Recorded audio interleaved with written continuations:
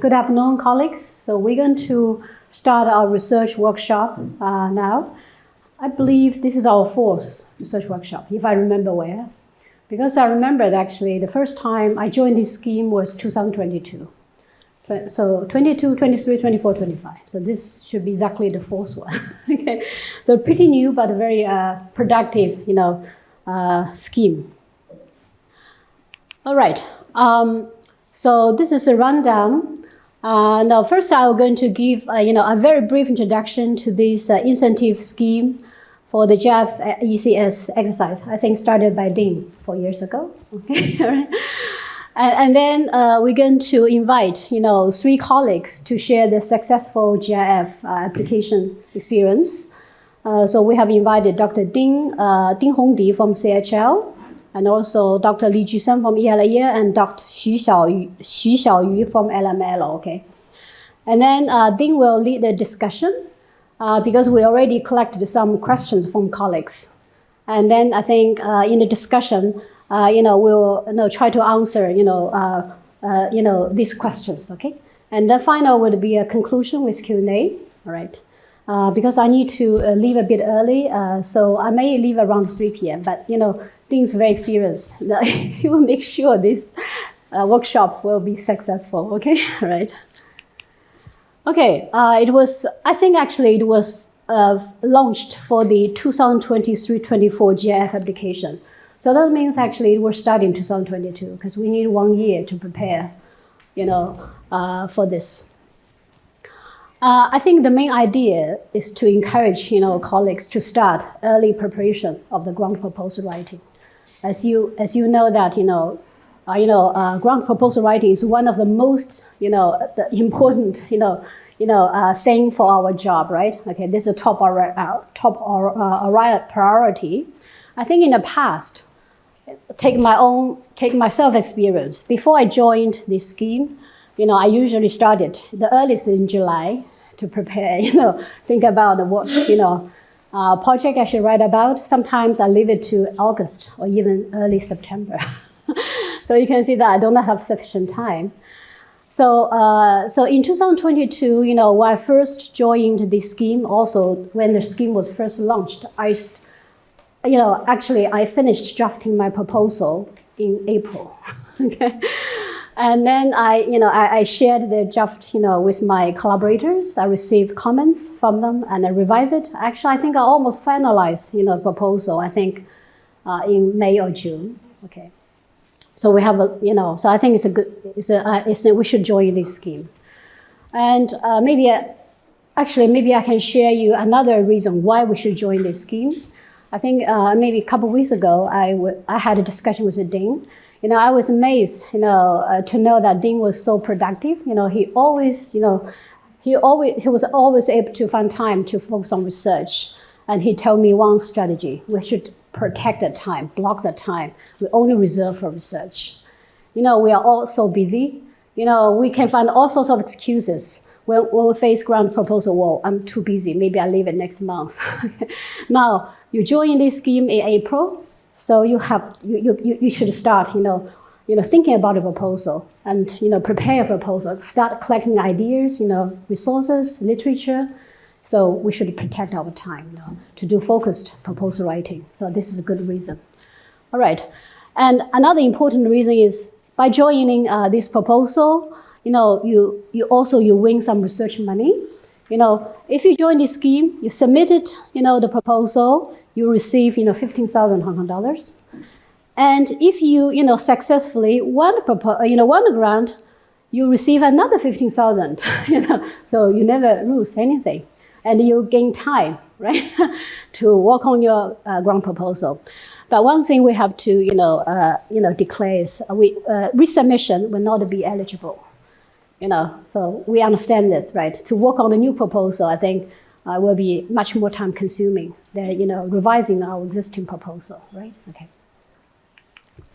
Okay, we can also maybe look at the successful rate for, those proposals who join this incentive scheme. So overall, you can see that the success rate ranges from 30% to 50%. Well, do you know the overall, universities, GRF ECS successful rate?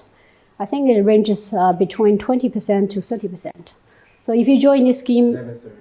Never 30, okay. So at least, at most 26%. That's right. So at least you can see that if you after join this scheme, you can your success rate can be 10 to 20% higher, right? Okay. So this year we're waiting for the results to be announced. Okay, in June we should know. Okay, so this is a timeline, quite easy. So first, you have to join the faculty research workshop, which is today. And then I think maybe 10 days later, so on April 28th, you have to submit a 400-word abstract for HOD's review. So only 400 words, okay? So not very demanding, okay? Now you have to start working on it. And then on May 22nd, you have to, submit to the EOI, for submission. And then you have to really, start working on that after that, because then you will have about like more than a month, to work on the project. But I would encourage you to think about your project now, have some brief ideas, okay, at this stage. And then the proposal draft should reach, by July the 2nd. And then in August, we're going to send out the proposal for, internal and external reviewers review. So this is a timeline.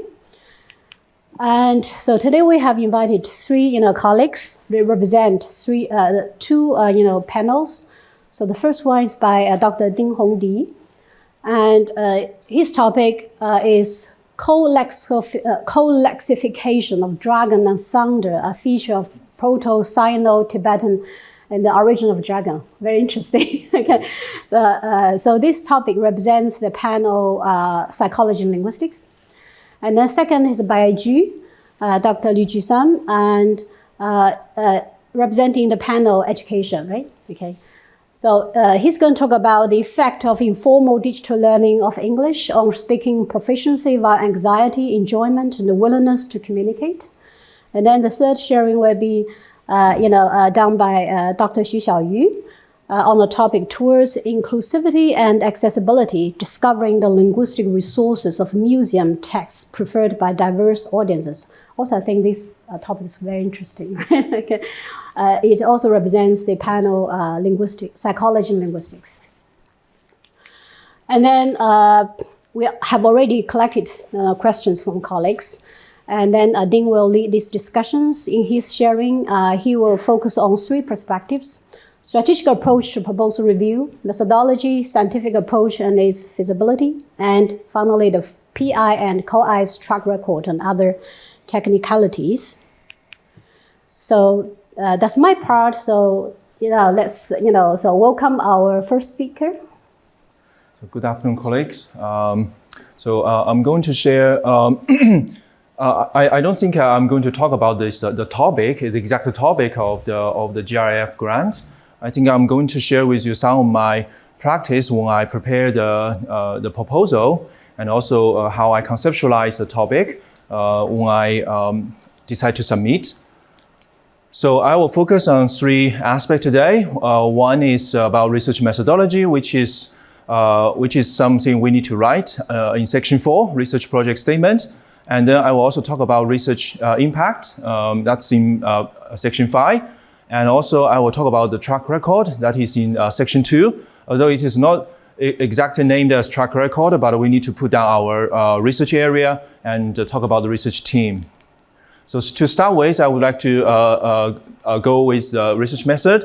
So very often in humanities, we have to deal with abstract concepts. And those abstract concepts are intangible, complex, and often open to interpretation. So it is very difficult for humanities scholars to define our research subject. So what I consider as a good definition is that after you define the subject, you should be able to make it measurable. So that is the thinking behind my practice. So the first suggestion or practice I have been doing is to make the research subject measurable. So by doing that, I will define the research subject or concept in two steps usually. One is I will break down the concept into qualitative components. So I will try to think what are its defining features and what are not.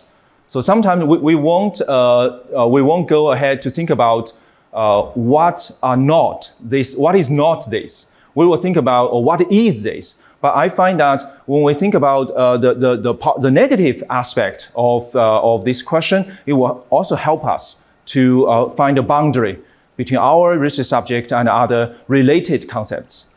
And after break it down into qualitative components, the next step is to convert these qualitative components into quantifying measure variables.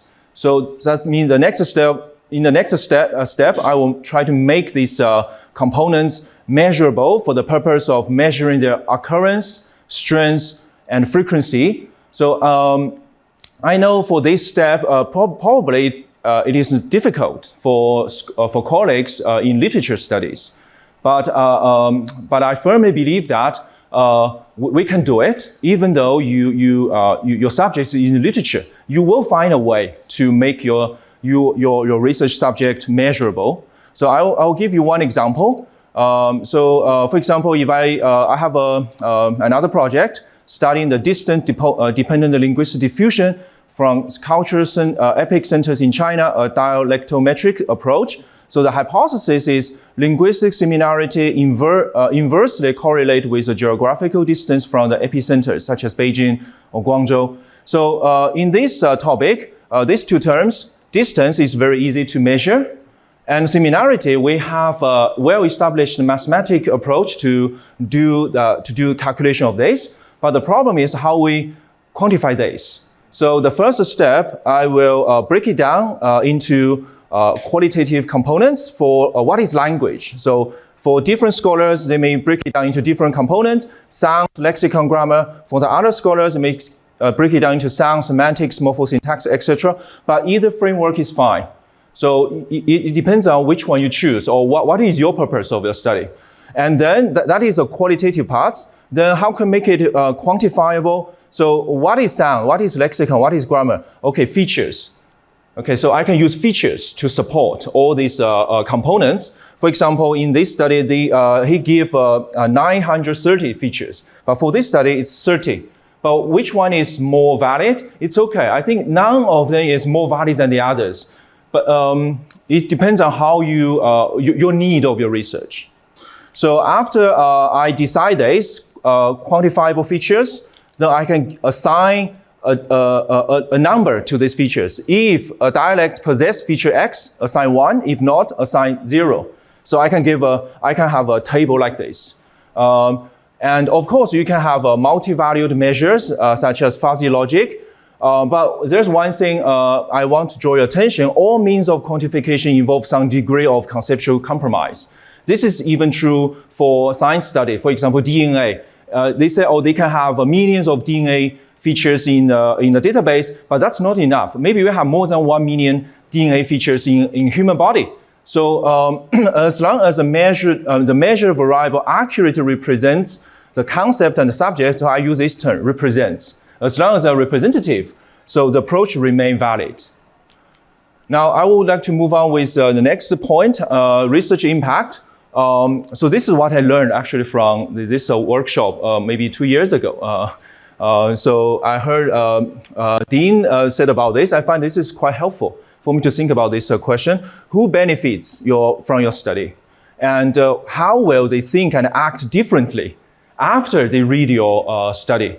So after you think about these two questions, then you can start to think about the pathway. Okay, maybe the first step, I will tackle those scholars. The next step, that's policymakers. The third step, that will be frontier practitioners. And also, you should highlight the conceptual and actionable outcomes of your research. For example, you may create a new standard. You may have some new discoveries. Or you may revise the series. And also, what I consider as a research of high impact is the research to tackle fundamental issues What I often do is try to challenge settled knowledge in the field. So this settled knowledge might be very basic, might be assumed, might be unsolved questions, might be taken for granted. So for example, one of my project, I re-subgroup the dialectal groups of the previous study because the previous subgrouping is mainly based on geography.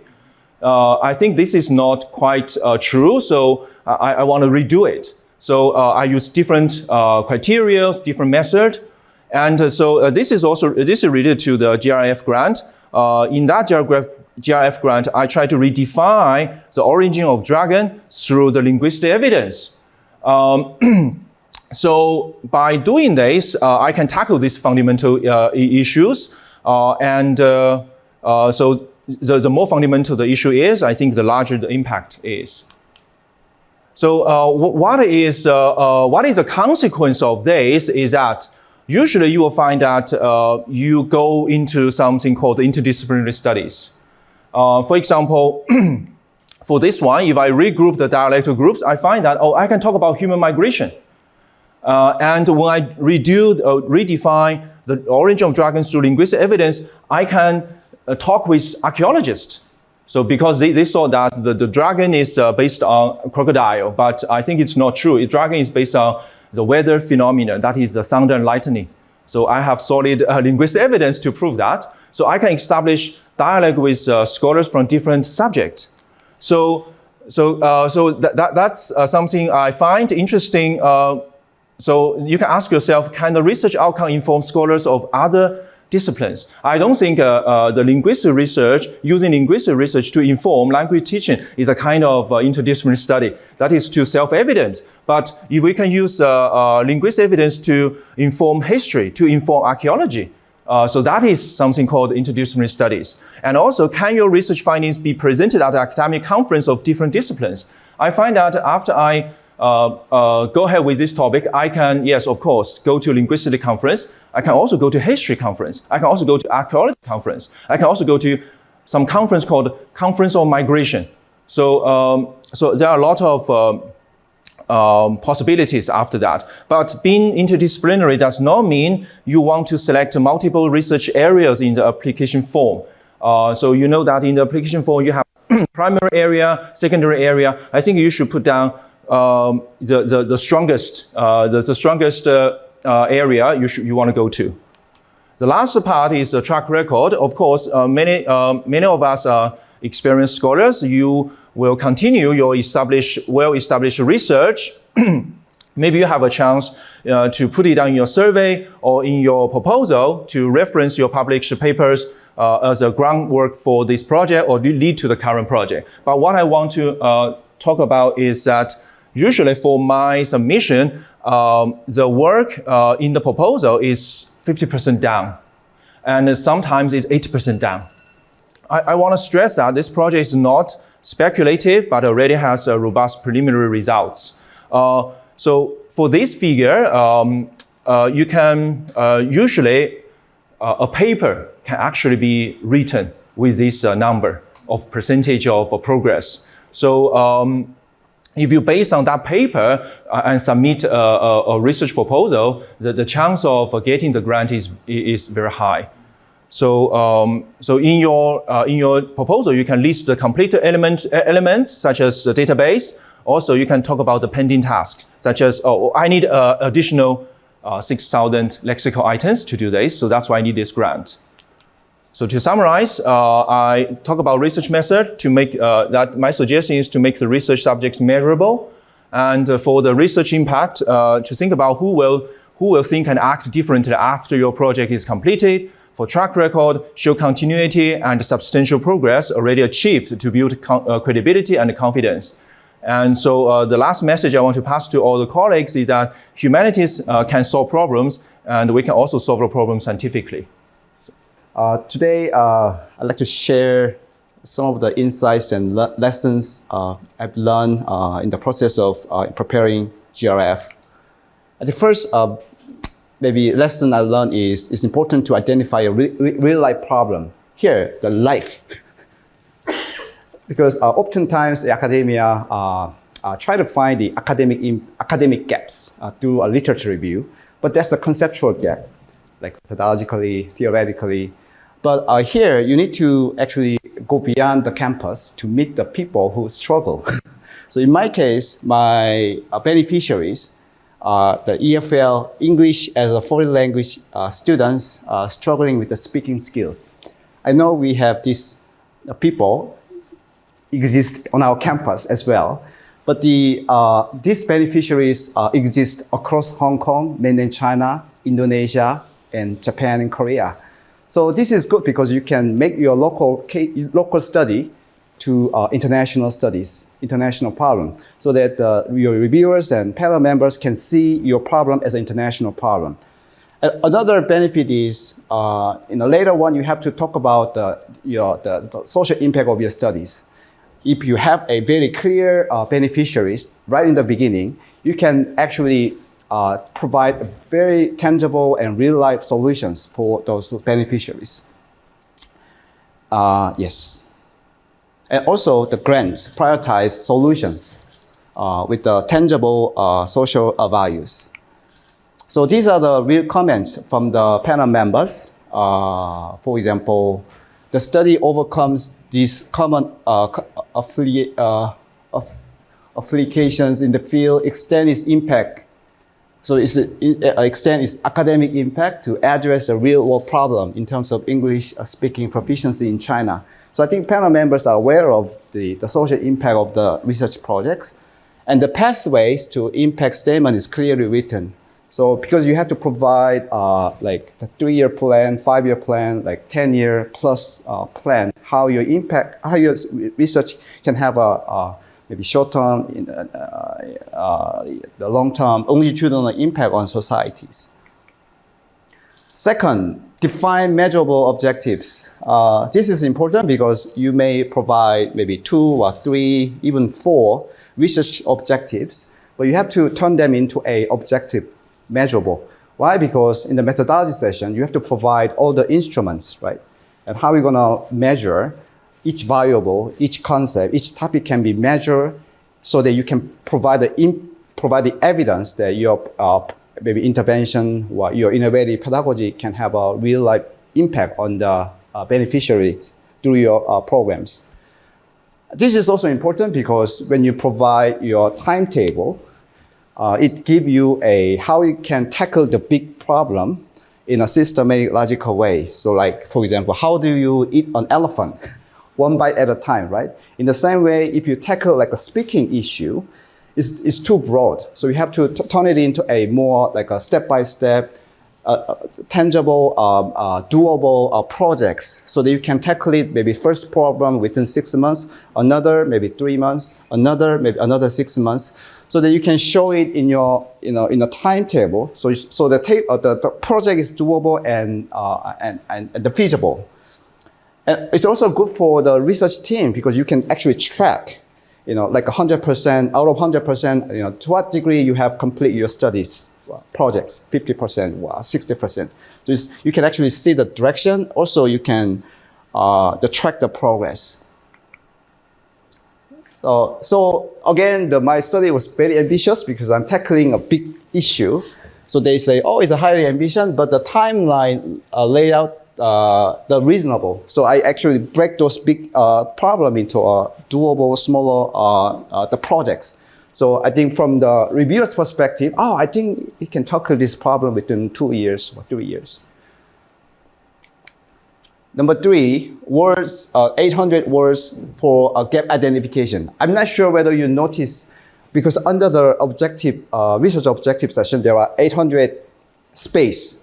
You have to take advantage of that because here I specifically make explicit statement about gaps.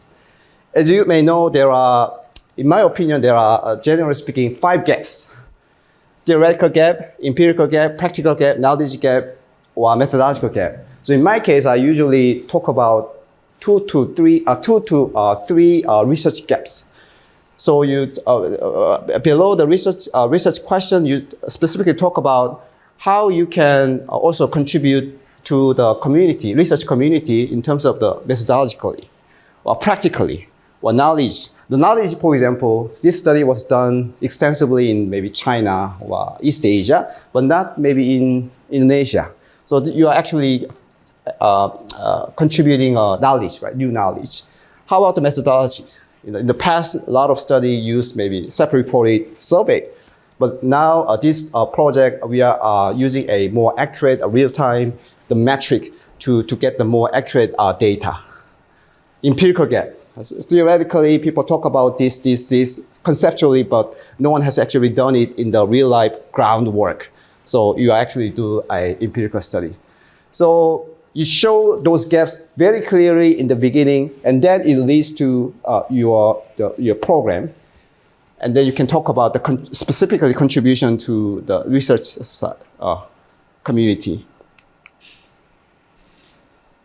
So here, one example is, so speaking like proficiency problem is actually a common issue, but the way you approach the issue is somewhat new. So that's why one of the comment was about innovative design. By utilizing experiment, this is about the methodological gap. In the past, people often use a maybe correlational, maybe self-reported data, but in this case, we designed an experiment so that we can actually show the true effectiveness of our innovative approaches on our beneficiary through our programs. Specific intervention of the production of English speech and measuring its speaking proficiency through objective, valid instrument. So in the gap session, I talk about how the past study often use a subjective and self-reported data, while our proposed project use objective, more standardized instrument to yield more objective and reliable data. Yes, methodological issues. And then in the main session, you have 7 pages, so that you can actually save up a lot of spaces, because I can only talk about some key points, like maybe 3 to 4 gaps to address, because you already elaborate those gaps before you introduce these gaps. Another example was this one. Experience sampling is one of the research instrument often used in the psychology, but not in foreign language education. So this one helped researchers to get a moment by moment the indicators of how students felt about English learning, like not only the enjoyment, but also the anxiety in the real time, so that you can actually show more accurate the level of students' emotions of learning or speaking English, which address the existing gap of the questionnaire. Importance of research team cannot be emphasized, because I think, but you as a PI should actually take a leading role, like in terms of a concept drawing, and in order for you to build maybe building, you have to design all the model using your own maybe model, and then let's say you have maybe a couple of research questions. Specifically for your methodological part, you have to invite maybe colleagues. In my case, I have, let's say, 3 questions, and then I invite one colleague who are very strong in quantitative, one colleague who is very strong in qualitative ethnography, so that those 2 colleagues really truly complement some of the drawbacks or limitation of my research. And then if you are working in the local context, like not Hong Kong, you need to include those people as part of your team, because they are the gatekeepers, and the site access has been already warranted. So it really drastically increase the confidence. Oh, I think he or she can do it. This is a comment, like our top scholars when it comes to learn autonomy, self-regulation, self-directed language learning. So this is an amazing team. Yeah. And then the research team, PI and co-Is is impressive. Their strengths and backgrounds match. This is important. Their strengths and backgrounds match the research questions and objectives.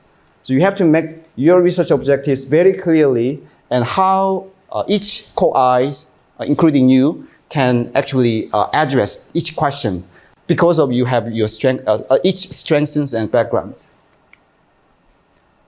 Another important thing is pilot study. This is a very, very important because it shows that your research is actually feasible. And also you have already invested your time and resources into these projects.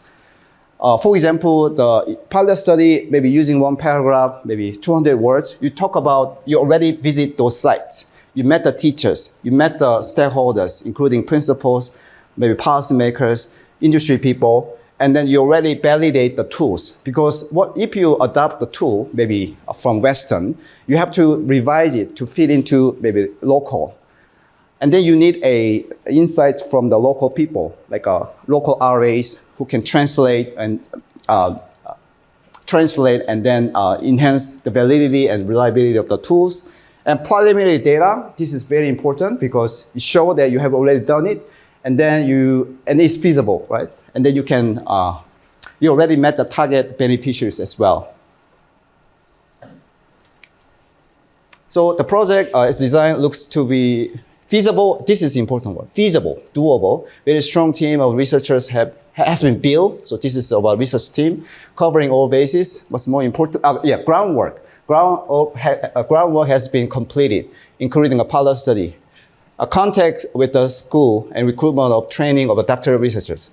If you are supervising EDD student, RPG student, include them. Because in this project, I include my EDD student. So she has already done all the groundwork. She knows her students, she got approval from her dean, and the instrument have been already validated, translated. We've done a couple of pilot studies. So including, also it's good for the training, the future, the talents. Because I think some panel member mentioned about this. You include a doctoral student, so you are actually nurturing those new talents. The core concept and pedagogical framework, actually this is you. You as a PI, you shouldn't borrow every concept from other people. You are the ones who should provide all the concept, like core concept and pedagogical framework by using your past studies, books and grants. Why? Because they really want to understand whether you are really committed to these projects, and it takes 2 years, 3 years, right? But oftentimes the project may not sustain. But if you already done this over the last 3 years, 5 years, and by showing that using your past studies and books and grants, I think it shows that you are really committed to this project and that you have a capacity to solve the problems. I think I skipped this. And then this part is also very important. Visualize your model. This is a practical reason. Why? Because if you use a visual, like a framework, you can save a lot of space for especially methodology and the clarity. For example, this is a framework that I have created, and this is the problem I want to solve, English speaking. And in order for us to enhance our students' speaking proficiency, they need to speak more often. And then in order to enhance their English use, we need to enhance their willingness to communicate, like intention to use. In order for them to improve this, we need to trigger more positive emotions, like enjoyment and anxiety, less anxiety and more enjoyment. And then in order for them to create this optimal environment, we need to have them more opportunity to use language in enjoyable spaces. Like that's where we use an informal digital learning of English. And then this is a PPN, like how we can create such environments. So as you can see, this is the model. The willingness to communicate is a very comprehensive model. And then many past studies have extensively studied this part, like antecedents, the factors that facilitate this, not this way. So that's why one innovative approach is this one. We are actually seeing the correlation between this and that. Another one is in the past study, as you may know, the foreign language education extensively, we have pay attention to these negative emotions, not the positive emotions. But now the trend has been changed. So this time we take balance by taking both positive and negative emotions. And last century, we focus often on what's going on in the classroom, like the formal structure, the school environment. But this one, we are actually looking at like 150 hours outside of the classroom and the digital environment, especially now AI-driven society. I think this is another new approaches. So we are now put them all together in a logical way. And then we use the broaden and build theory, which is the very validated framework from the psychology.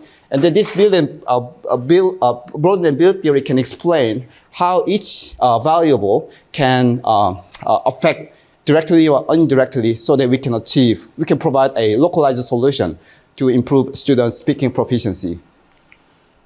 And another one is you have to start early. That's why you have come to the right place.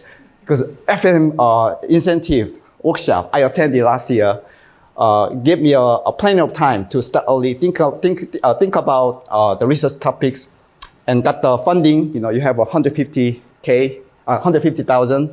So using money, you do the pilot study, and then you can draft early drafting and got the comments, share ideas. Maturing your ideas. And then around September, you'll be extremely busy, give you a lot of headache. It's not good for your well-being. So I think this is a very good scheme. Yes, thank you. So in the next 10 minutes, as you can see, I put the title here. It's going to be a reflection of how my hopeless application got funded. And you might wonder why I say it's a hopeless application. I will explain. So if I look at the reviews of my previous unsuccessful applications, reviewers really like to take issue with my experience as a principal investigator. No matter what I do, it's just never enough to them. You're always too junior, never enough publications. Even if I had, for those topics, at least 2 Q1 papers that I had in my research track record. But for that GRF, guess what? It was an entirely new research area for me. And I had no publication whatsoever. No research track record in that area. And it was my first GRF submission related to that topic. So now you may think, Xiaoyu, you're an idiot. Why did you do that? So let me give you a little broader context, okay? That was more than 3 years ago. And I wasn't in a good place. I was in a dark place. I was very depressed. I didn't take my few years after coming to Hong Kong very well. I couldn't adjust to this neoliberal environment in Hong Kong. It kind of killed my passion for research. I didn't want to do my old topic anymore. It made me want to vomit looking at it. It just was very lost. So I went to therapies, but it didn't really work. So at some point I told myself, okay, you can't go on like this. You need to bring yourself back to life. You need to do something that you really, really want to do, that you have passion for it, that you find meaning in it, that you click with it. Don't think about tenure. Don't think about GRF. Don't mind about the rest. You need to take care of yourself first. So then I started to look around, looking for my passion. Where is it? It's somewhere. Okay. So then I found it in a couple of years. And then let me show you what topic it is. So it's a very interdisciplinary proposal. So I am a applied linguist, a corpus linguist, I am a discourse analyst, but that proposal was kind of in between museum studies and linguistics. So it was about, Angel introduced it before, inclusivity and accessibility related to linguistic resources of museum texts tailored towards diverse audiences. So background is rooted in the seismic shift towards the concept of museums for everyone in the museum sector. So the background was actually a lot about museums, contemporary art, curatorship, and I identified the research gap, which is that labels in museums are often written in a convoluted style, and they lack training materials for writers. So the aim was to equip Hong Kong museums with the linguistic tools and help them to create inclusive and accessible expert labels. I use survey and corpus-assisted discourse analysis, which I'm sure some of you also use these methods. So the impact was surrounding, creating adaptable training materials for professionals and students in relevant disciplines. So as you can see, a lot of it is relevant to the context in the museum sector. So here is one of the factors why I think it got funded after all. So reviewers, all of them were very aware of the fact that I didn't have any publications. And this is a very, very new topic to me. So as you can see, here, the red part. But then you read why they think anyway, it doesn't matter because other factors compensate for this limitation. So there are 3 things they mention. My co-I has expertise. The PI has done some important preparatory and pilot work and successfully collaborating with M+. But to be honest, co-I and collaboration with M+ are all part of the preparatory work. So let me show you what I did in order to prepare for this new research. So as I mentioned earlier, I wasn't in a good place. I was looking around for my passion. So one day I attended a talk by the lead curator from M+. I don't even know why I went to that talk because it's not so relevant to my field. But interestingly, I noticed that the textual examples she presented are actually very relevant to linguistics. So after the talk, I sent a very quick comment in the chat box, but just very random and casual. I said, interesting to see that you are using several linguistic strategies like this and that and that. And I didn't expect the speaker from M+ to be so impressed by my comment. Because to me, that was just a casual one. But to her, she immediately realized that, oh, wow, linguistic knowledge can actually help me with the kind of work that I do. So very easily, I managed to pitch her some collaboration ideas. But M+ was quite new at that time as a museum, so their legal teams really struggled with coming up with the collaboration agreement. It took a whole year, back and forth. In the end, we managed to sign the agreement. And in the meantime, I conducted several in-person meetings with the curators to review their internal materials, gain a deeper understanding of their issues, establish the research direction. And I ran a pilot study, participated also in the other events in their sector, for example, the Museum Summit in 2022.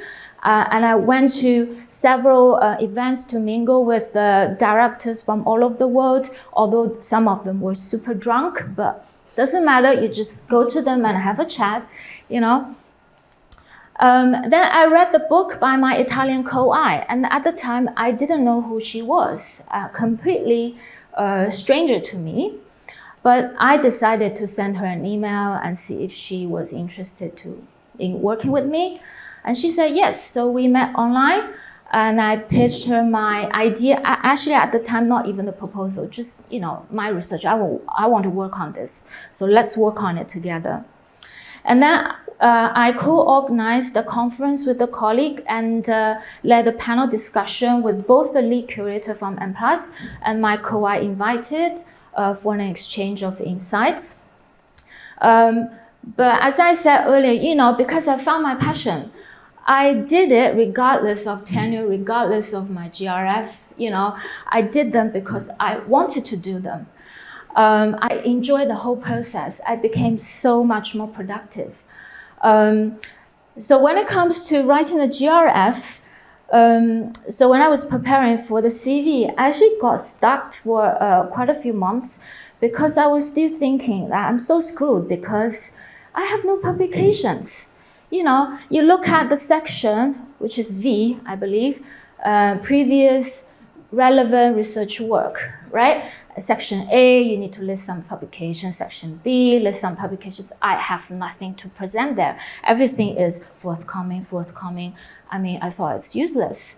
But right before I submit my proposal, I thought, okay, I don't know if reviewers would like this. Let me just include all this in my CV.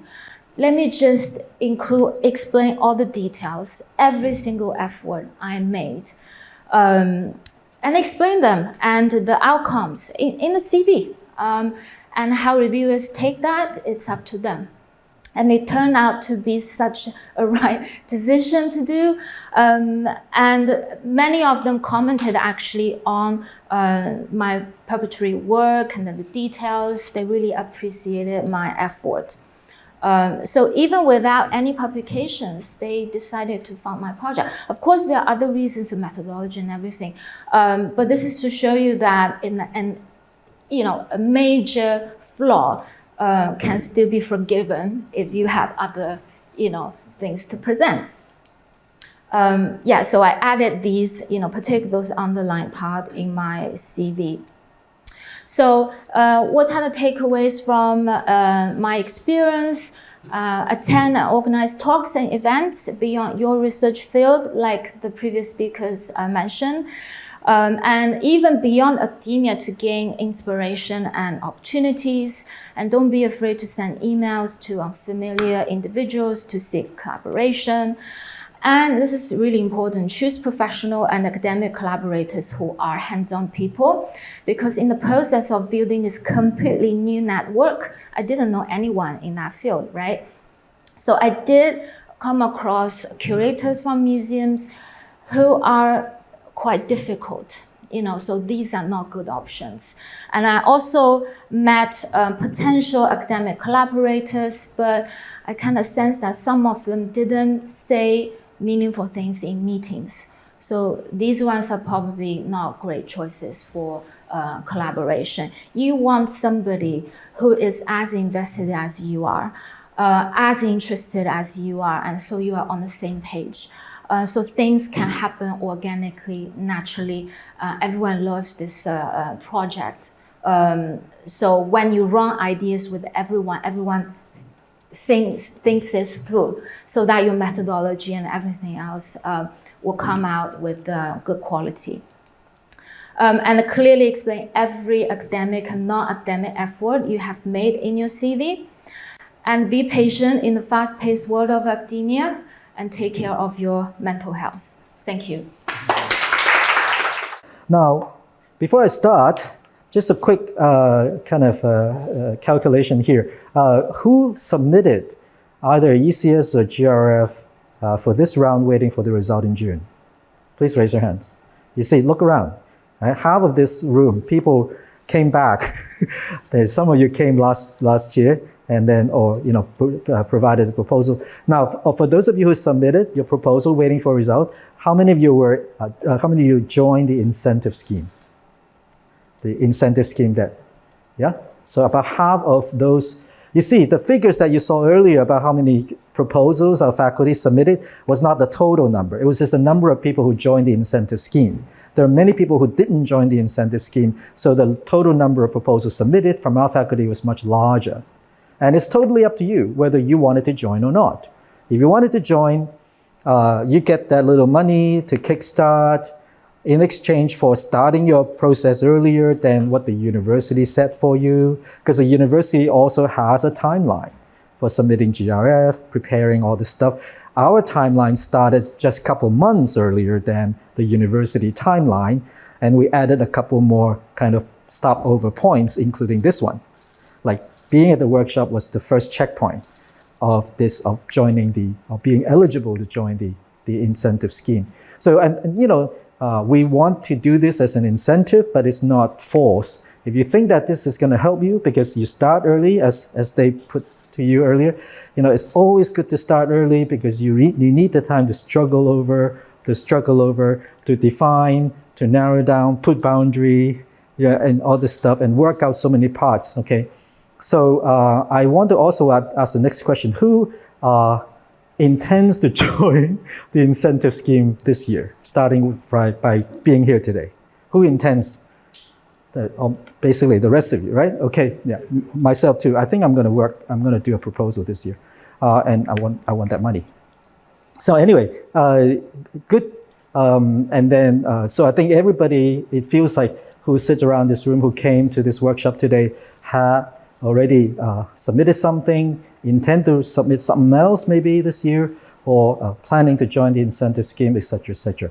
This is very important because this is the community of people, right? Community of scholars that you have already, without organizing, already formed, if you know what I mean, okay? Every one of you will have been working on a new proposal or some other related to the GRF and ECS world, okay? So look around, make some friends if you don't know these colleagues of yours, because this is the community, like I said, without organizing, already formed with very similar kind of intention, right? We want to excel in our grants writing, right? Why? So let's start with a very basic question. I think the speakers answered that question very clearly for me. I don't know about you, okay? For me, these three speakers, the way that they framed their discussion and everything suggested very strongly to me why they did this, okay? There is a problem that they'd like to solve. As simple as that. If you boil down to all the different parts of their journey, all their triumphs and misgivings and everything else, it boils down to the very, very simple fact that motivated them. There's a problem you want to solve. In other words, if you do not have a problem that you want to solve, you have no business writing that grant. Is that clear? I hope that's clear, okay? So the very first thing is, what is your object that constitutes a problem? In the social world, in the linguistic world, in the film world, in the culture, whatever your expertise happens to be in the humanities, okay? So that's very important to start. Very basically, just run through some things that I hope to be encouraging to you. There are 3 or 4 major research funding bodies in the world, major. Now every country has it, almost every country. But these are major, okay? The ERC covers the entirety of Europe and the UK, okay? They give out, in the last round, £780 million on research funds. This is just for the starting grants, which is equivalent to your ECS or GRF. They have higher, more advanced grants to give out, so with even more money. So they earmarked £780 million just to give out to scholars like yourself, starting out, basically. Because these are startup grants, right? Because if you're older or something, you're not qualified to do a startup grant in Europe. And then their success rate is very, very low. Okay, just to give you that sense. Now, the Australian system is very funny. It's very fraud and conflicted in many ways. If those of you who are Australians or who know people, the Australian Research Council, huge. They also have various different kinds of grants. The discovery grants would be equivalent to what you're trying to do, like the startup, right? They're called discovery. And so this year, their success rate jumped from, now 2024, their success rate was just about 11, 12%. Very, very low in that neighborhood. But this year, it suddenly jumped. I haven't asked some of my Australian friends why that's the case. When everybody else is cutting funding around the world on research. Somehow they have that much money to dole out, and then they let a lot of people succeed this year. That's very good news for Australian scholars. Doesn't mean that you need to move there, okay? Stay here, stay here. Now, UGC is not comparable to that because we're very small. Small as a city, but huge in terms of money, research money compared to other parts of the world, okay? So we have lots and lots of money to give out from the UGC. The overall citywide success rate is about 30%. I told you earlier the success rate of EDU, right? Average over many years, right? It's about 25, 26%. So we're doing pretty well, citywide, okay? Because citywide, especially with some of the other elite universities, on average, success rate is not that much higher than us. So we work very hard and we prove ourselves to be good scholars to have this kind of success rate. But the story I'm trying to tell you here is what? Now, don't take this. This is just an anomaly, I think. Take the normal 12, 13% success rate in Australia, probably the same in Europe. These are huge geographical regions. And our success rate is very high compared to them. Okay? So I hope this is encouraging. When I do this, every time I look at this slide, I feel encouraged. Because yes, so bloody difficult. Oh, I get rejected. Oh, the reviewers are unfair. You know, I hear this over the years about the ECR, ERC and GRF grants. You know. But please understand that overall, the level of support they give to us is so much higher than these other places in the world. Please believe in that, because this is a very important piece of info for you. This is EVICGEM. EVICGEM, just to give you some ideas of the figures, mostly the last bit here. Our average success rate in our faculty surpasses that of the university. Okay? So 22, 23, 30.4, 23, 24, 35.5, 24, 25, 34.2. So we had a huge jump in 1 year and then maintain almost the same. So we don't know what it is in June, okay, of this year. You know, this is not random. As a dean, I see these figures and I interpret these figures. There's nothing random about this. It's the fact, it's the result of our colleagues working together very, very hard to achieve this sort of success. Like I said, success higher, much higher than the average success rate of this university. Okay, we have some very powerful chair professors, this and that, around, you know, they're not necessarily in our faculty, they're in other faculties, so they win big grants, everything, you know, but we're doing very, very well. So lots of money, good support, around 30% of the proposals would be funded, and you're in a faculty that has a good track record of success, as you witnessed in some of the actual cases that you saw earlier. And then we have other research grants beyond ECS and GRF, which you might be interested in as well.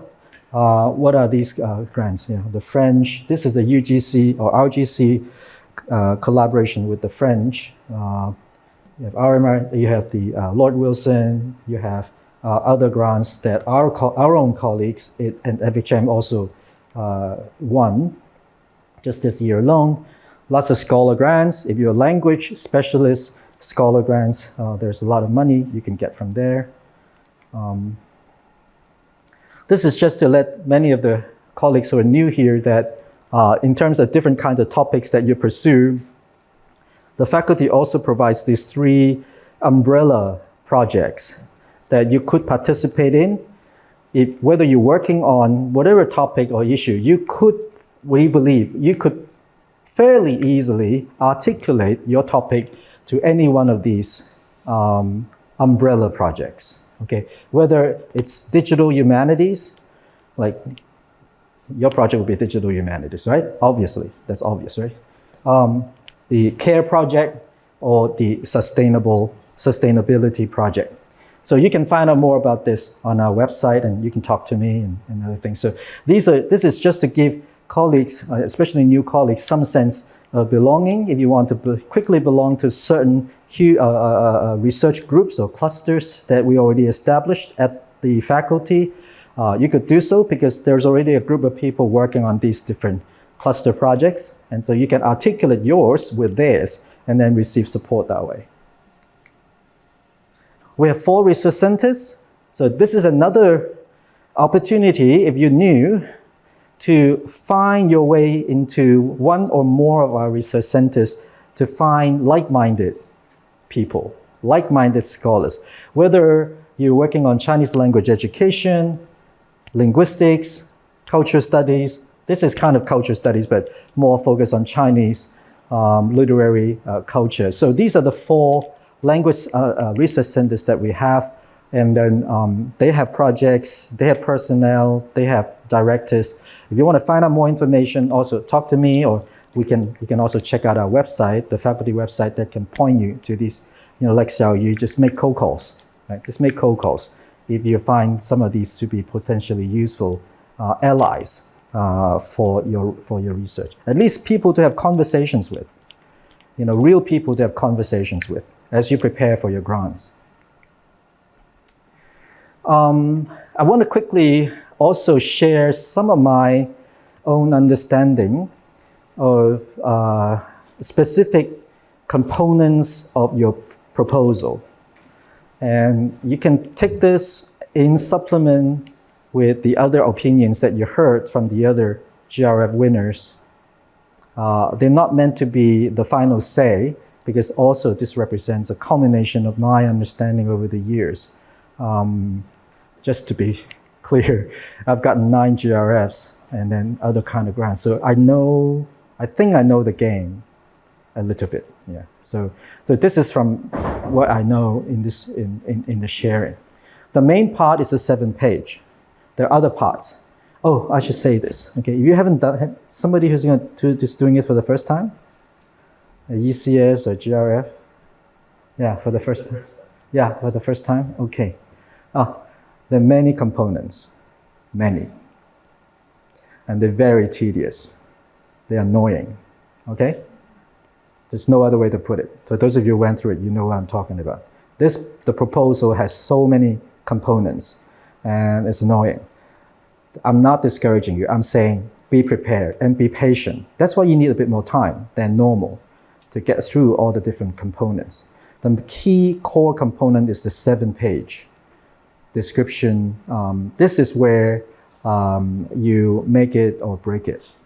This is where you will convince them or you fail to convince them. Of course, other parts are very important, which I also would touch on. So the background, this is the part, 7 pages, that quite literally breaks down into 3 parts. So you have to have these 3 parts. You cannot just gloss. Okay? I see people go, research plan method is one big thing together. They're not. They're clearly stated as 3 components for that 7 pages. Am I correct? Right?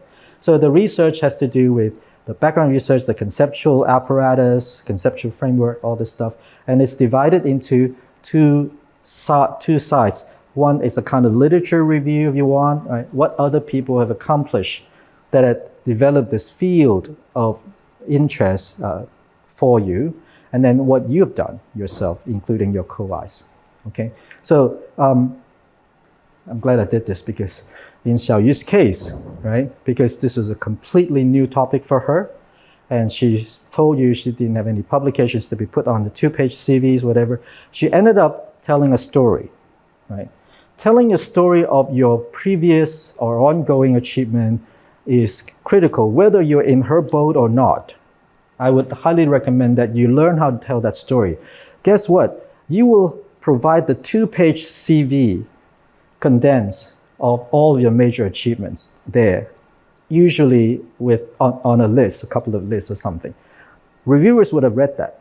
So here, when they ask you to talk about what you've done so far, you don't want to repeat that info. You want to use that as a basis to craft a story, a journey, a professional journey, a research journey that took you here from somewhere. This is such a good skill to learn, and we're humanists. We should be the best people to know how to do this. Scientists, don't know if they even know what narrative means. Sorry. But for us, this should be 101. Okay, you should be able to tell good stories about yourself and then your co-Is in terms of your achievement.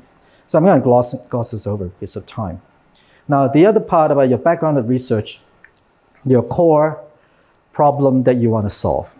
You've got a problem, and you need to define that problem very clearly, because every problem in the world comes in so many different facets. They can shrink, they can expand, they can change context. You're following all this, right? So I think one of you said, be very clear to define the boundary. I think what you said, the boundary of your problem, right? And in doing so, some key questions you must answer, right? In what ways does your project break new ground? Breaking new ground is a basic criterion for a grant. Okay, no one is interested in giving you more money to do more of the same, either by yourself or by other people around the world. So make sure that you're proposing something that, of course, builds on other people's achievement, including your own past achievement, but breaking new ground. Breaking new ground doesn't mean that you need a revolution, okay? You need to go to space or something like Elon Musk or something. Okay, if you do that, great, you get funding from him, okay? But it doesn't mean that it's something that's earth-shattering, but it would mean that you need to clearly articulate what is new, what is innovative, what sort of insights that by funding you, I will get some benefits from you if I was the reviewer, okay? To what extent does it address significant challenges? To what extent are your objectives ambitious and beyond the state of the art? It's good also to know how to draw that boundary of what we call the state of the art. Okay? The state of the art to me means the best of the best scholarship in that field, in that area, in that topical region of your research. If you don't know the best of the best, and some of the reviewers happen to be some of these best people, and then you don't cite them, then they get mad. I'm just kidding. But to know the best of the best is one of the most persuasive weapons you can show them, right? And so this requires you to do some real hard work in the literature review process to find the best of the best sources, which constituted the state of the art. And then you want to go beyond it. Okay? To me, that is the real ambitious part of writing a grant or trying to win a grant. We don't win a grant just because we want money. We win a grant because we want to go beyond something. We have a problem we want to solve, and in doing so, we want to go beyond. But going beyond doesn't mean it has to be earth-shattering, but it has to go beyond, So that's what it means by going beyond the state of the art. So in that 7-page, somewhere in there, a couple of paragraphs is to clearly articulate and show that you know the state of the art. Okay? Cite all the best references. Tell a story. Right? And then at the end of that paragraph, please don't end it there to say, oh, this is the beyond it. And they say, my project or this proposed project intends to blah, blah, blah, go beyond this, right? To close that loop in that narrative. For some years, some reviewers were asked to think about this. I do a lot of reviews, and so I know this info. Some of you know this too because you were reviewers too. To ask this question, is the project high risk, high gain?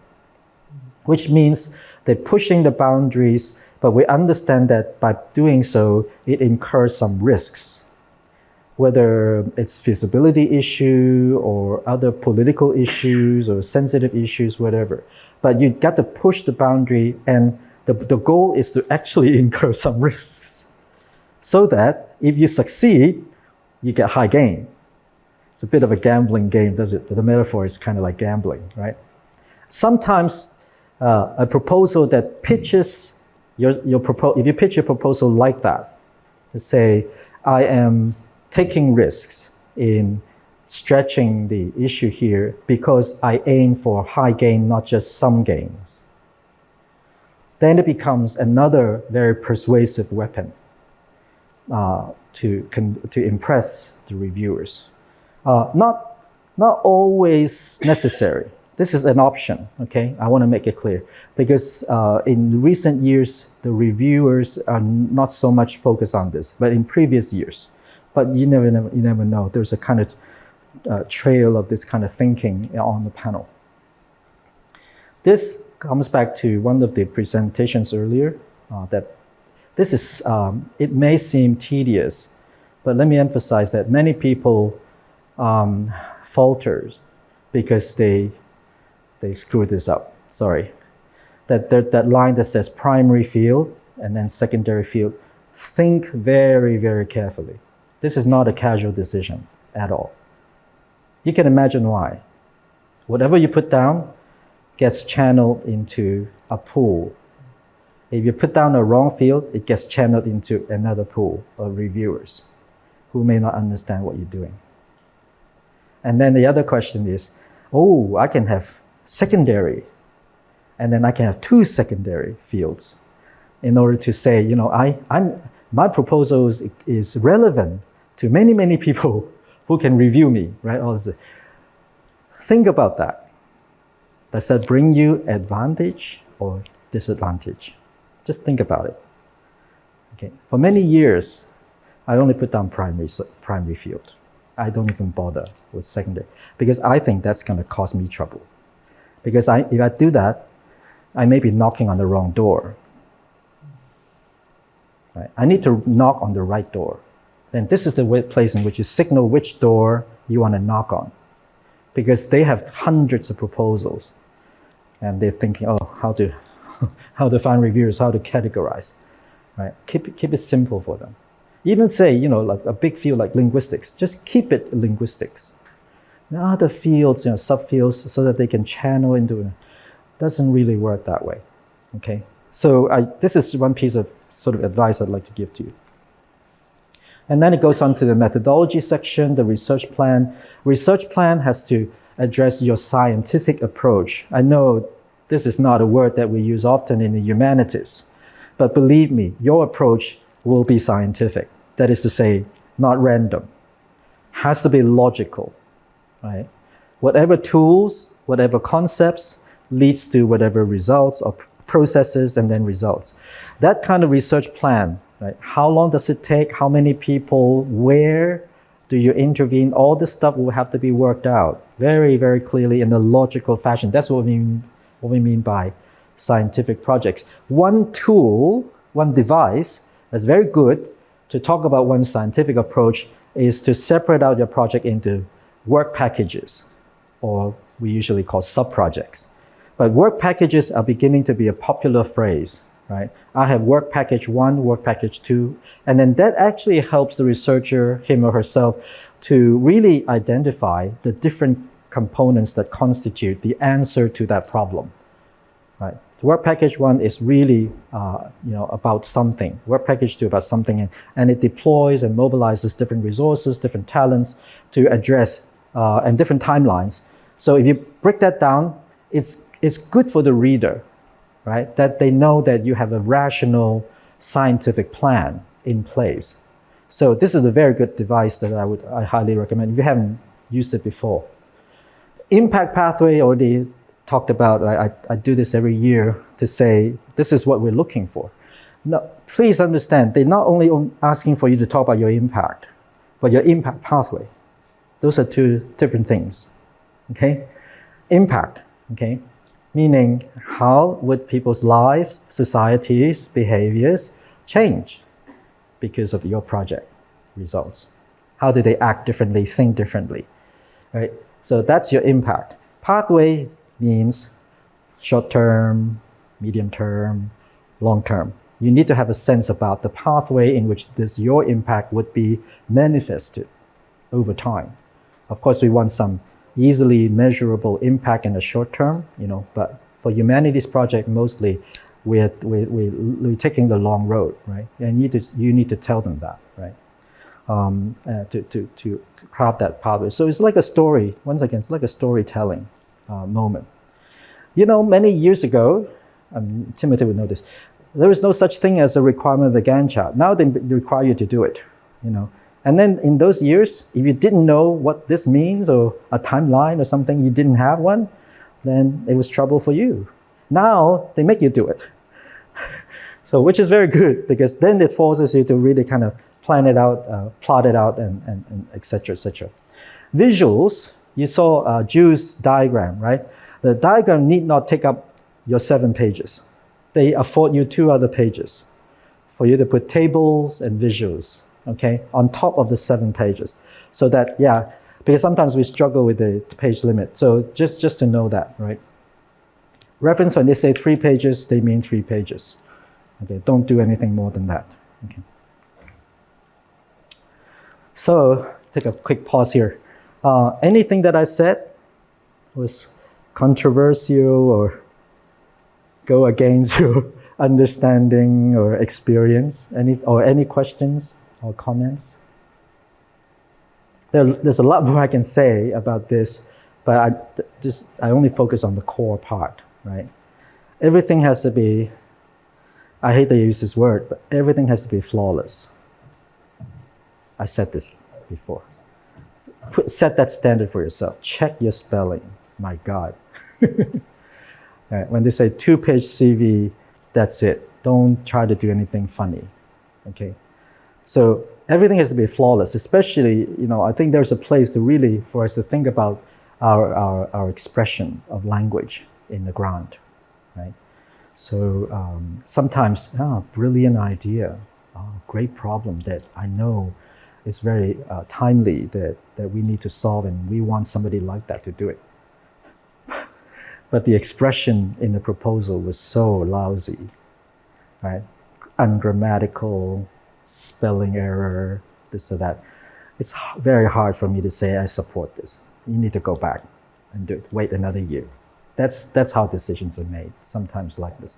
So brilliant in content, but also brilliant in expression. Which is why, again, you need time. Like, how many times did we revise our proposals in those few months before the October or November deadline? How many times? 7 or 8 times for me, like complete revision of what I've written before. Because you wait another 2 weeks, you haven't read it, and you go back and you say, this is what I wrote? Are you kidding me? And I want money from people? Let's redo it. This is not how I will say it. I will have to say it in a different way. Okay? So this is an iterative process that takes a very long time for it to come to the point in which you say, okay, I can say this is flawless, and I'm very proud of it. Okay, whether they give the money to me doesn't matter. We'll come to the faculty and get money, to do at least a pilot project, and then we submit the next year. Right? This is another way of thinking. So if you succeed in your proposal, congratulations, okay? But you must know that there are always some luck elements in there, because there's some brilliant people who didn't get funded, okay? Likewise, if you didn't succeed in your proposal, don't feel too bad, okay? You can always try again. The resubmission rate, RGC told us many, many times publicly, the resubmission rate is significantly high, success rate of resubmissions, significantly higher than the new submission proposals, okay? So we always encourage people, if you don't get it, just fix it, resubmit the next year. The success rate is so much higher. And then, then you live a glorious life. Doesn't matter, wait a year, And meanwhile, you get that 15K to do a pilot and to strengthen your resubmission proposal, right? If you didn't have a pilot before, right? So this is how we plot this sort of thing to support you, okay? Okay, now, there are many, many questions. Thank you for categorizing them. I'm not even sure that they're categorizable, this range of questions. What I want to do is simply give you a minute, just because this come from other people, right? Just read through these 7 questions on this page. So let me just answer some of them very, very quickly, and then keep the more complicated ones for a discussion with you, okay? No, they will be vetted by an expert relevant to you. They do this very professionally, so don't worry. this one. If you read the proposal, the grant description very carefully, they prescribe for ECS GRF maximum is 3 years. You cannot say, I want to do a 5 years, and you're out. Okay, that means you didn't even read the instructions. So 3 years, normally for first time trying, you may want to put 2 years or even 1 year. But how do you determine the length of your study? One word. The scope of your problem that you want to tackle. So nothing's forced, nothing's arbitrary. Just to impress people, I have a 3-year grant, but on a small problem. Then I won't fund you because I know you can finish in 6 months. It's as simple as this. Everything has to be authentic, yeah, including the Kauai issue. Keep it authentic, like the way that like I know I need this. If I don't need it, don't put it there, because people will find out, and then they'll dismiss you. So everything is authentic, organic to your need. So like the other question often asked is how much money, because we hear say, right, oh, large amount, don't get funded, keep it very, very small, Sometimes this, but if your project requires a larger sum than what you asked for, they have questions. They think you're not thinking clearly. You don't even know basic economics or mathematics, right? So whatever you need. So when you develop the budget, it's so tedious, by the way, if you haven't done it. I think the process will help you understand how much you need. There's nothing arbitrary. So every dollar counts. Every dollar counts. No need to round up, whatever. So let it organically develop, and then you derive at the sum that you need, okay? All right. Now, some of this goes back to, I think this is such a tricky issue, especially for early career scholars, right? Because, we at this stage of the academia, where everybody tells you to do interdisciplinary research, right? Am I right? Everybody encourages you to do interdisciplinary research, multidisciplinary, blah, blah, blah, But in the context of asking for a grant, something is different because of the operation of the panel. It's more, you can imagine, it's more challenging for the panel to cater to the various different disciplinary orientations you claim for your project, to find reviewers. You can imagine, right? So I go for the clean approach. So what is the core discipline in which your project would be situated, right? Even though you say interdisciplinary this or that in the description, right? But when you say, because ultimately, it is true too. I mean, for those of us who are so old, like, I don't know, Timothy is younger than me. Like, we know, even though they say multiple or interdisciplinary stuff, they want to know that you know what your discipline is. They need to be convinced, right? You say, oh, so conventional, so outdated, It's true, because guess what? Many of these reviewers are like me, very old. And then they think, I need to test whether you know your own discipline. I know, oh, it's very fashionable to do interdisciplinary this or that. But yeah, go ahead, say that. But I need to know that in the bulk of your description, you know that you're situated in preferably a large discipline, right? Like linguistics, very large. Anthropology, very large. I mean, communication, huge. I mean, cultural studies, but nestled in a huge field called communication, right? So think about that in terms of your own identity as a scholar, and how and use that for your benefit in this context. In other contexts, yes, we say we break it down, we abandon disciplinary thinking. It's so old-fashioned, so restrictive and everything. In other contexts, okay? In this context, I would urge you to think more about your disciplinary core as your identity, as you frame your questions and put down your project. Anything else that I'm missing? I don't know what this is. How come this came up? Funny.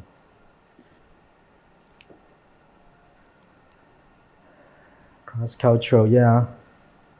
Appreciate it. Yes, yes, yes. Yeah. This is another place where I think that has some relevance to the way you think about your track record. Well, I've done something, right? It's not zero, okay? But although not very much, but it's all Hong Kong, right? All Hong Kong, right? So that gives you a very important insight already, that maybe in the next grant, you stretch out, right? But you already have something that you've proven, right? And you stretch out to Indonesia, for example, or to other national contexts. This happens all the time. I can see some people who build their career in 1 or 2 countries, and then they come with the next proposal, suddenly it's 10 countries, and then they get funded. Some people like to support things like this because it carries long-term implications for how valuable the concept can travel far and wide. So they tend to want to support this sort of thing. So cross-cultural, yeah. We used to have a criterion for GRF to say it has to be Hong Kong relevant in the proposal. Remember that? You don't? I don't remember. Yes, I remember that. But no, GRF, yeah. But they abandoned that, don't worry. At a time, this is 15, 20 years ago, the project has to be Hong Kong relevant, right? Great, if that's your problem, if that's not your problem, you have to fabricate at the time relevance to Hong Kong, not so much anymore. Yeah. Okay, let's take a quick glance at this range of issues. So I start with being a little bit mean, okay? This question. If it's average, it's gone. There's no such thing as an average funded proposal. So all the proposals are excellent proposals. Right? So you say, what distinguishes a successful one from an average one? There's no such thing as an average proposal. If that's what you came up with, forget about it. Go home. Okay, it has to be excellent. Right? It has to be a really, really high standard. That's the game here. Okay, and some other quick ones we can go. Pilot study, definitely yes. Collaboration, definitely yes, if it warrants it. If not, go solo, or have one only, or have 10, if that's what your project asks for. If the problem asks for this kind of 10 ranges of expertise, then go for it, right? I think by asking this question, whoever raises this, you already know that you're in the right track, in the right direction. Define your beneficiaries in very granulated or nuanced way. Okay, don't just say all ethnic minorities are going to benefit from my research. Right? What about the women? Women's lives of the EM women are very different from the men. Okay, so yeah, direct, indirect, you got to separate that out and to make it nuanced so make it more persuasive. Right? Define on your top. If you have more than one, congratulations. You can keep writing. Every year, which is what you need to do. It's required, So save the other one for next year, But choose the one that you think, you have thought out, right? And go for it. If this is the first time you try it, right? Okay, now, these are the more interesting topics. Like this one is just so interesting. What's the balance between being feasible and go beyond the state of the art? If you go beyond the state of the art, high risk, right, the way I talked about it, then it renders it somewhat questionable in terms of operationability, right, feasibility, right. So any insight on this? I'd like to hear your thoughts on this. What's a smart way? That's my question. What's a smart way to handle this question in the proposal? Well, from my perspective, it's just like striking a balance between, innovation and feasibility, because it's like, this equilibrium thing. So somehow we should strike a balance between these two, because one way or another, I think we need to convince the potential reviewer. So that's the way I see it. Yeah. Of course, conceptually, it's right. Yeah, thanks, Timothy. But operationally, right? How does one achieve this balance? Yeah. Maybe, I think a good way to write this is putting into plan A and plan B. So plan A, that will be more risky. Plan B, with plan B, I can guarantee that this project will be feasible. But I aim for plan A, but be saved by plan B. But then, do you need two budgets? Let me challenge you. No. I think that's no. Same budget. Same Yeah. budget. Okay, very good. Yeah. What other smart thinking do you have? Yes, Albert. Yeah. Because in the first section you'll be asked to list multiple objectives. So you want a few of them that are very feasible and perhaps a couple that is like riskier, so that if things go wrong, at least it wouldn't amount to nothing. At least you still have quite a few feasible objectives that you are very confident in achieving. Yeah. Okay. Or if I was doing this, I would just put one risky objective and then 4 feasible objectives. Just so they know I'm pushing the envelope, but I'm very safe, trust me, fund me, right?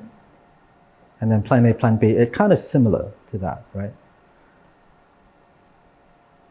Any other good methods? I think these are great. I think this is absolutely the way to go, right? Yeah, please. I think once I made a mistake about misunderstanding what is innovation, because I went for make the methodology really complicated for the sake of innovation, but it wasn't really what's needed. Right. Actually, you should think about how to actually address the questions in a smart way. Yeah. So it will turn out to be actually feasible. Yeah. I hear you. Some of us mistook this idea as meaning, oh, I'm going to make it so complicated. Right? The more complicated it is, the better. And I'll get funded. That's exactly the opposite. Yeah.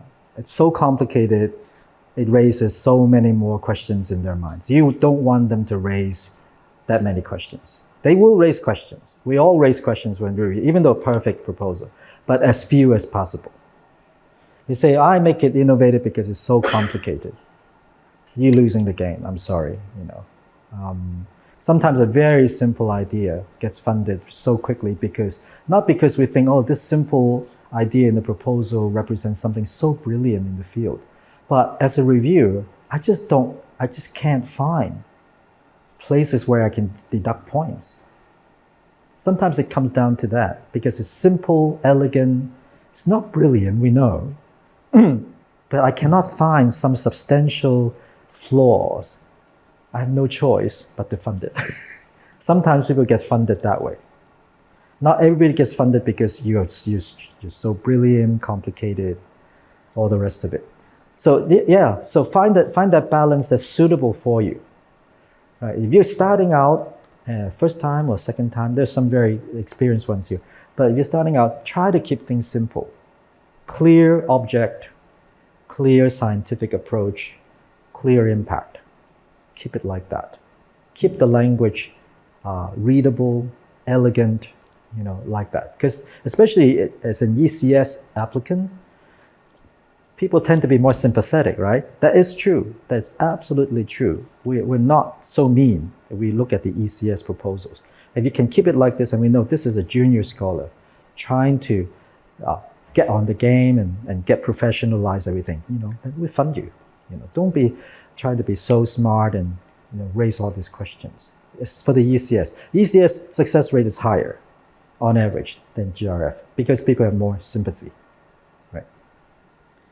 Anything else that you want to take out from this list for discussion, whether you raised it or not? Yeah, Jude. The impact pathway, you said checkpoint, identifiable checkpoints. Could you elaborate and give us a specific type of evidence that we can use? Yeah. Depending on your research, if your research tends to be more empirically grounded, then it's easier to map out those checkpoints in the evolution of your research and its impact on, this school, from 1 school to 5 schools, from 5 schools to government offices, from government offices to NGOs. You can plot that almost naturally. You see how this is how things happen. Those would be the milestones or the checkpoints of your pathway of impact. If your work tends to be empirical like this, okay? Some other more abstract projects may not be that easy, but try to, you wouldn't have the luxury of going through what I just described for you, but try to imagine in the long, just force yourself, when we say short term, we mean a year. Let's say, what would happen if your results get disseminated within a year for your stakeholders? And then midterm, we say 3 to 5 years, 3 years, 3 to 4 years, like that. So force yourself to think more realistically in real world terms. Long term would be 10 years or 1 generation if you want, We don't really fund something that's less than $1 million, which is what you're asking for something that had 10 years generational impact. Yeah, they don't expect that. So you need to convince them more in terms of the short and medium term, especially the medium term. That's where the goal is, right? In 3 or 4 years, because of your research, something is going to change. Need not be earth-shattering, but something's going to change in schools. Something has changed in the way that we understand something in the world, right? Whether it's a song, whether it's a performance, whether it's cultural artifacts, whatever. Something's going to change because of that.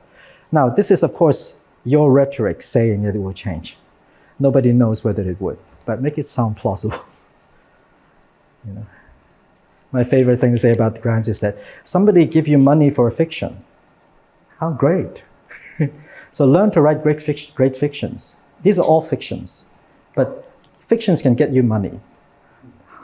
How weird, like in our field, in our industry. This is how it happens. Anything else from this? Yeah, Albert. I'd like to follow up on your response to Jude's question. So there are some fields where it is easier to talk about impact, whereas for others it is like less obvious. Because I studied pronunciation, so it's somehow less easy to talk about how it protects us from aliens or how we cure cancer. One thing that I always do is that if the research component of my project is harder to talk about impact, then I'll make sure I have some knowledge transfer component to it. And I was about to say that. The impact statement, I can talk more about that. Yes. So if you don't know how to do this because you're so lost, because you're not something empirical like this, one good trick, teaching and knowledge transfer. They say, oh, this is so abstract. I need to change people's pronunciation, the way that we read literary text, whatever, Put it in the classroom. They say, I'm going to create a couple of new courses to apply this concept. And then they will bring about real pedagogical insights in students' learning. That's impact, right? Or knowledge transfer, right? Take it outside of the academia, find a site, choose a site. Normally, for us, the easier thing, because we're academics, would be some sort of educational sites. Schools is the most convenient. and say, I'm going to implement this or that in specified sites and then watch the impact. So teaching, KT, very easy to map this sort of thing out to be convincing, And if you your project happen to concern other sorts of sites or institutions or spaces in our society, identify these, right? Maybe it's the hospital, right? Maybe it's tourism, right? Maybe it's some, whatever. Maybe it's the museum, the field of museum development in society, right? I think the last one. Hey, nope. Yeah, track record. Ideally, right, you've got to have some sort of track record. But look, I think that even if you don't have a single publication in that field, you got a PhD, don't you? Right? Doesn't that count in some way as a track record? It depends on how you narrate that. That your training in obtaining your PhD and then your professional life development had given you some expertise in this, even though you haven't really published anything on it. Ideally, of course, you publish something, and then say, I'm building on that. Right? Okay. Do I need to propose new research to get it, or do I just recycle it? This refers to, if you knew, only at this university. Okay, I've worked at 4 universities in Hong Kong. Only if you come back not funded, meaning very high score, 3.5, because 4 will get you funded.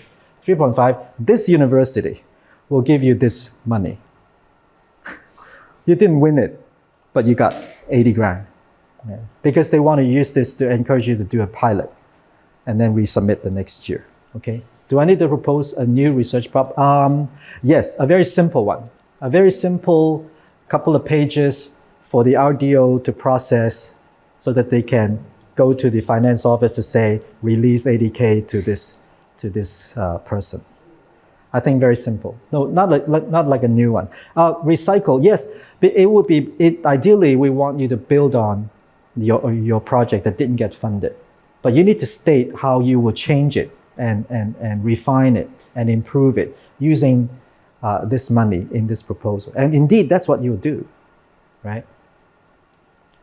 Not funded, how to determine whether to revise or resubmit. Resubmit. How will I find it useful? You can't go shopping. All this money, this one, the 15 grand we talk about, this is all going into your research pocket. This is not going into your salary pocket, okay? You cannot use it like that. You have to use it to hire RAs or to buy books, I don't know, how many, increase social impact, good project delivery plan in terms of publication. Yeah, state that too. Sure. Educational plans, like I said. If you can state these things. No need. Number 9. Do your thing. An applicant is eligible for ECS, the university encouraged to apply for blah blah. Can I do this? Oh wait, before it says, would they encourage them to apply for ECS before considering GRF? Well, whether you do ECS or GRF, depending, there is a definition. So at the university, if you pass a certain number of years, you cannot do ECS. If you're RAP, can you do ECS here, or you have to do GRF for RAPs? Huh? ECS? Are you sure? Check the rules. Because at Lingnan University, another university here, RAPs are not eligible to apply for ECS. Even though you're only RAP, you have to go for the GRF. That's their rule. So check I don't remember. Yeah. Tips for deciding the budget. Ever a bad time to submit a proposal? No, it's always a good time, And you need to submit one every year anyway. They're all good times. Let me just reiterate again. By the time you work out your budget, which again, drink a lot of coffee, okay? Because it's dizzy. And then you say, I need how many hours? I need, a full-time or part-time. Part-time, how many hours? I need, because I need to do these interviews, I need to give souvenirs, I need to travel. All this stuff, you will have to, you can come up with a realistic budget, according to your need. Don't inflate it. Don't undermine yourself that you cannot carry that out. And then it'll add up. That will be your budget. Don't preset some arbitrary, I want 500 grand, I want 900 grand, because the limit is $1 million, I want to be very ambitious, I want to go for that. But if your project doesn't warrant 900 grand, you're going to fail, right? Because they also look at this. Why would they not look at your budget and scrutinize it and scrutinize it and scrutinize it? They look at your proposal and the step in which, okay, there's a certain favorable path on this going into funding. Then they'll just allocate a time on the panel to just look at people's budgets. Nothing else, okay, just budgets. And then they will scrutinize it, every dollar. And then they detect inflation in there. You just never know what's going to happen to you. Right? Don't do that. Let that be developed organically, authentically, like I said before, like everything else in the proposal, right? Yeah. So I hope this is somewhat useful. There's a lot of messages here, a lot of things. We have the recording. If you forget some of these tips or whatever, go back and review it. If you know friends who couldn't make it this afternoon, show them the video, and because I think it's wonderful, especially I want to thank the three scholars and colleagues who gave, because they're all very different, but they give you very unique insights into this this process. Right? Some of it's very human, right? It's, keep it that way, because it's not always about winning. It's not always about money, right? It's about someone's growth, your own professional growth. I mean, it's really like that. I went through that myself, and I felt like, you know, yes, from my teaching and my research, but also having had the opportunity to go for these grants also helped me grow. It's true, right? That I know my field better. I know how to articulate things better. I know what's good research, what's state of the art, what's not. I think these things is so valuable. So the grants thing is a lot of pressure, and it can be kind of inhuman, or subhuman, whatever, you know. But keep it human. Anyway, so that's my presentation to you. Thank you very much. Are we done? I have a 4 o'clock appointment, so I already passed my time. So please stay. There's some drinks and social. Get to meet some friends. This, like I said, this is your community, so treasure it, okay? And then if there at the time you want to talk to me, if you want to if you want me to talk more with you, just schedule an appointment to see me, you know, then I'll be very happy to have coffee with you. Okay? Thank you. Yeah.